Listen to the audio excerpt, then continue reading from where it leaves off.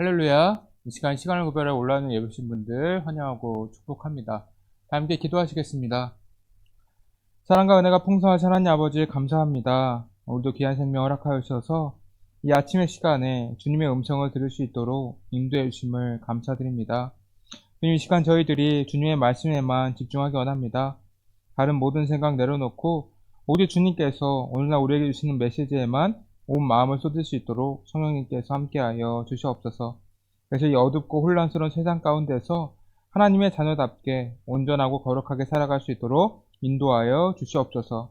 이제 말씀을 듣습니다. 말씀을 전하는 자와 말씀을 듣는 모든 성도님들이 함께 은혜 받고 변화되는 귀한 시간이 될 수 있도록 인도하여 주시옵소서. 이 모든 말씀 사랑의 예수님의 이름으로 기도드립니다. 아멘. 오늘 우리에게 주신 하나님의 말씀은 열왕기상 7장 1절에서 12절까지의 말씀입니다. 솔로몬이 자기의 왕궁을 13년 동안 건축하여 그 전부를 준공하니라. 그가 레바논 나무로 왕궁을 지었으니 길이가 100규빗이요 너비가 50규빗이요 높이가 30규빗이라.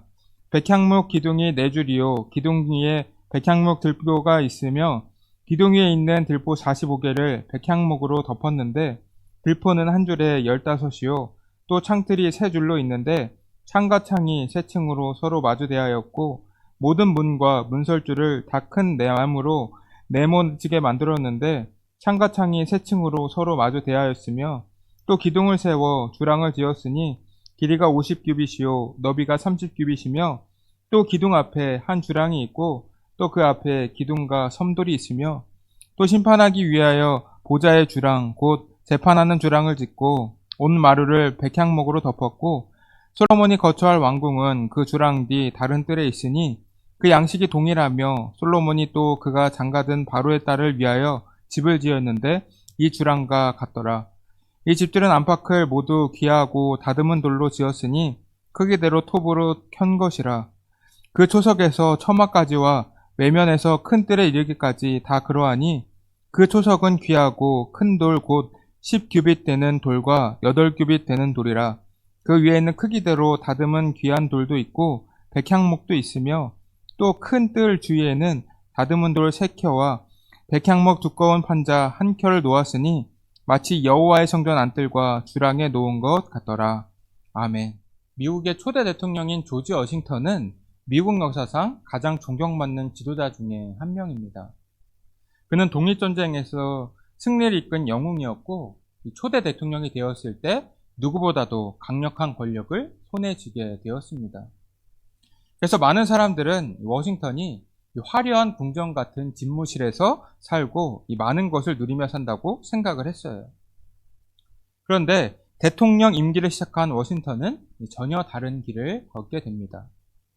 그는 대통령 집무실을 단순하고 소박하게 꾸몄고 하루에 많은 시간을 백악관 안에 있는 작은 서재에서 보냈습니다. 그곳에는 값비싼 장식품이 아니라 성경과 지도, 법률서적, 그리고 미국 각지에서 온 편지가 놓여 있었습니다. 워싱턴은 매일 아침 그 서재에서 하나님께 기도하며 하루를 시작했다고 전해집니다. 그는 국가의 중요한 결정을 내리기 전에 무릎을 꿇고 이렇게 기도했다고 합니다. 주님, 이 결정을 통해 나라와 백성이 더 안전해지고 당신의 뜻이 이 땅에 이루어지게 하소서. 많은 정치인들은 권력을 잡으면 사적인 이익을 위해 사용을 하였지만 워싱턴은 자신이 받은 권력으로 백성을 섬기고 나라를 세우는 데 사용을 하였습니다.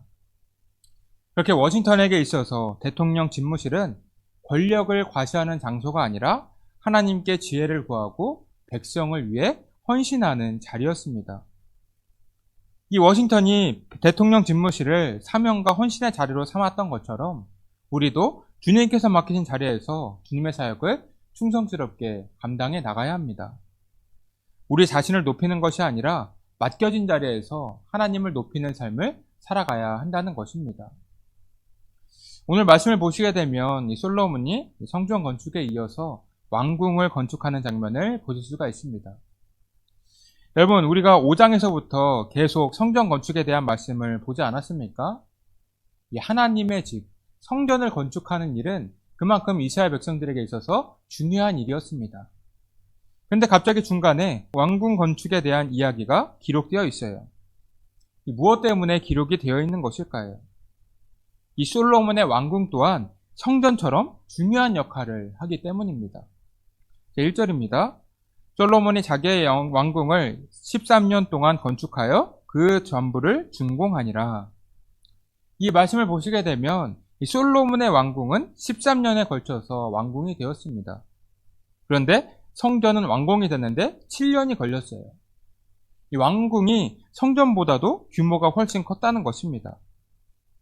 그렇다고 하면 우리는 한 가지 생각해 볼 점이 있죠. 솔로몬이 본인 왕궁을 성전에 비해 크게 만들고 거의 2배의 시간에 걸쳐서 건축을 한 것 아닙니까? 그렇다고 하면 하나님보다도 자신의 권위를 더 중요하게 생각한 것이 아닌가 생각해 볼 수 있습니다. 그런데 꼭 그렇게만 추측할 수는 없습니다. 여러분, 이 솔로몬은 외교 정책을 했던 사람이에요. 즉 다른 이방 나라와의 정략 결혼 정책을 펼쳤다는 것입니다.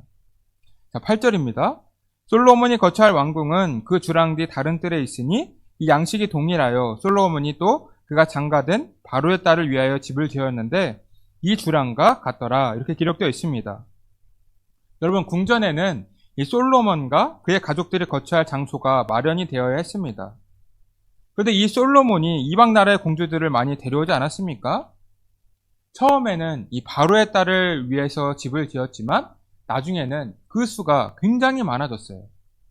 열왕기상 11장 3절을 보시면 이렇게 기록되어 있습니다. 왕은 후궁이 700명이요 아내와 첩이 300명이라. 이 말씀을 보시게 되면 이 솔로몬의 아내와 첩의 수를 합치면 1000명이었다는 거예요. 그런데 아내와 첩만 있어야 하는 것이 아닙니다. 이들의 시중을 들 사람들까지 필요합니다.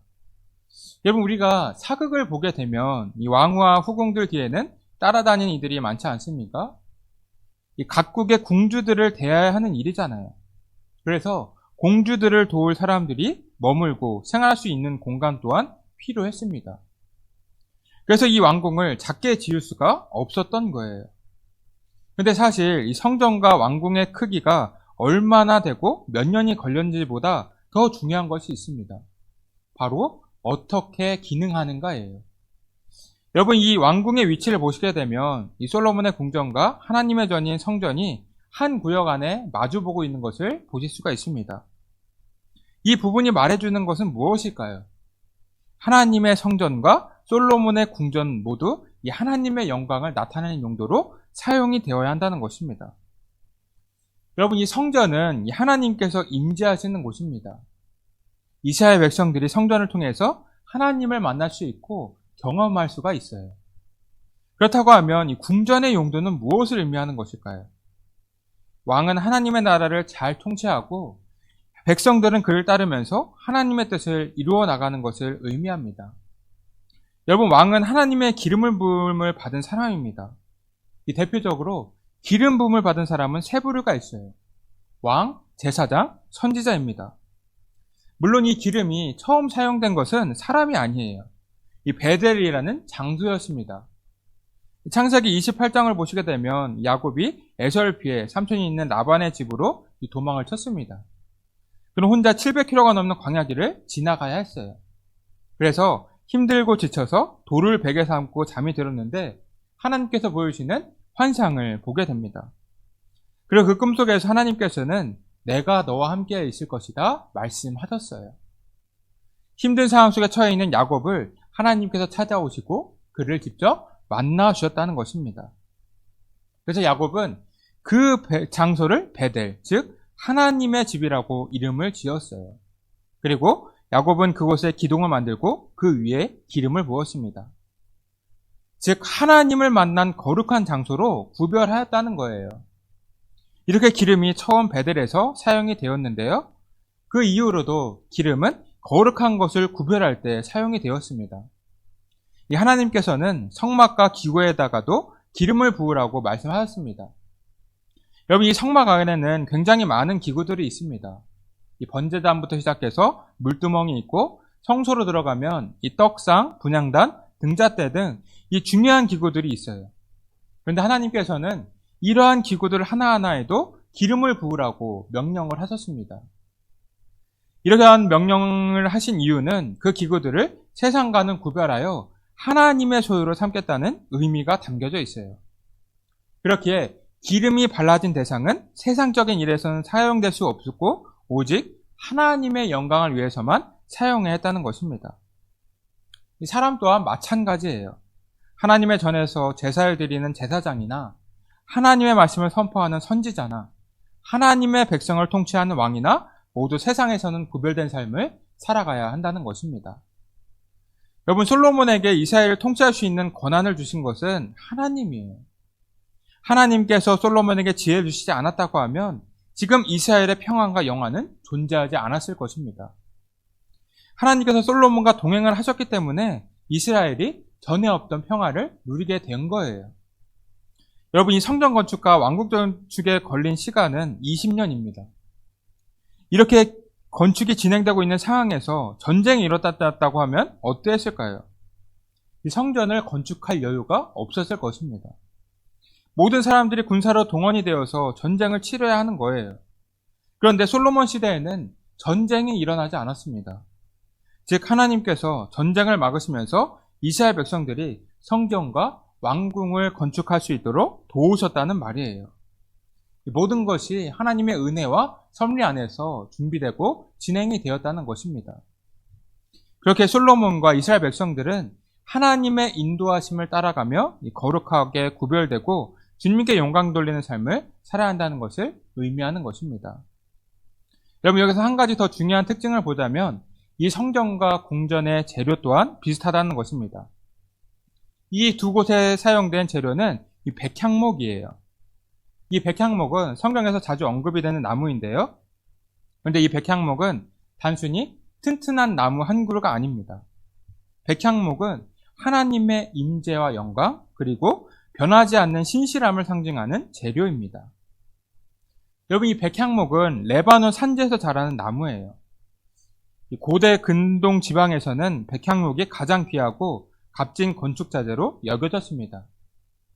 이 백향목의 특징을 보게 되면 이 튼튼하면서 향이 깊고 벌레도 잘 생기지 않으며 썩지 않고 오래 보존된다는 특징을 가지고 있습니다. 그래서 고대 사회에서는 신전이나 왕궁, 심지어 무덤같이 가장 중요한 건축물에 백향목을 주로 사용을 했어요. 이 성전과 왕궁을 지을 때에도 모든 주요 구조물에 백향목이 사용됐다는 것입니다. 열왕기상 6장의 기록을 보시면 이 성전의 내부벽과 천장, 마루바닥, 심지어 지성소까지도 백향목으로 입혔다고 기록되어 있습니다. 그리고 그 백향목 위에 정금을 덮었어요. 즉 백향목은 하나님의 임재를 맞이하는 기초 재료였고 금은 하나님의 영광을 상징하는 것이었습니다. 이 부분이 우리에게 주는 메시지는 분명합니다. 하나님께 드려지는 처소는 단순히 이 겉모습만 화려한 것이 아니라 거룩함과 향기로 채워져야 한다는 거예요. 즉 하나님께서는 겉모양보다 우리의 정결함과 변함없는 신실함을 먼저 보신다는 것입니다.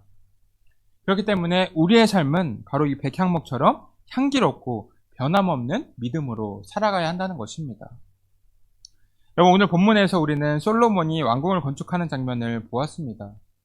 성전은 하나님의 임재가 머무는 거룩한 장소이고 왕궁은 하나님의 기름 부음을 받은 왕이 하나님의 뜻을 따라 백성을 다스리는 통치의 자리입니다.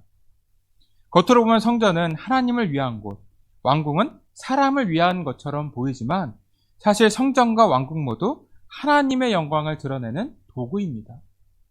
이 왕궁이 성전 옆에 있다는 것은 모든 결정이 하나님 중심으로 이루어져야 한다는 것을 의미하는 거예요. 즉 왕궁은 단지 화려한 건물이나 권력의 상징이 아니라 하나님께 받은 권위를 어떻게 사용해야 하는지를 보여주는 무대인 것입니다. 솔로몬의 왕궁이 크고 웅장했던 이유는 많은 사람을 수용해야 하는 현실적인 필요 때문이기도 했지만 더 중요한 이유는 이 왕궁이 하나님의 나라를 세우고 백성을 섬기는 사역의 현장이었기 때문입니다.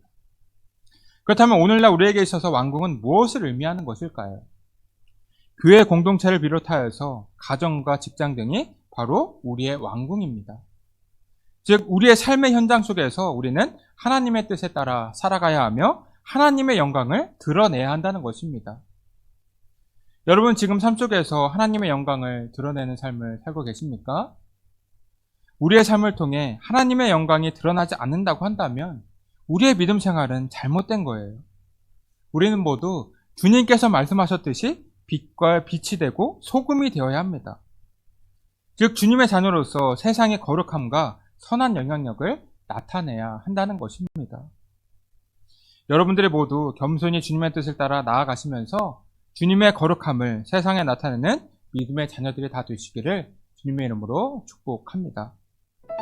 이 시간 함께 기도하겠습니다. 첫 번째로는 기도할 기도 제목은 우리가 주님의 뜻을 따라 살아가면서 주님의 영광을 나타내는 거룩한 자녀들이 되게 해달라고 기도해 주시고, 두 번째 우리에게 연로하신 분들과 하는 분들의 건강을 위해서 기도해 주시기 바랍니다.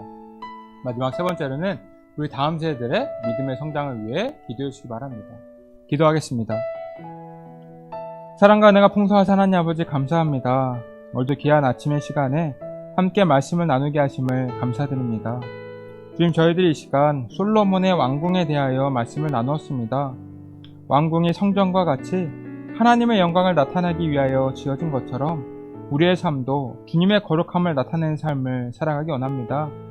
늘 겸손히 주님의 뜻을 따르며 세상에서 빛과 소금된 역할들을 잘 감당해 나가서 저희들이 주님께 인정받고 칭찬받는 충성된 종의 삶을 살아가도록 성령님께서 인도하여 주시옵소서.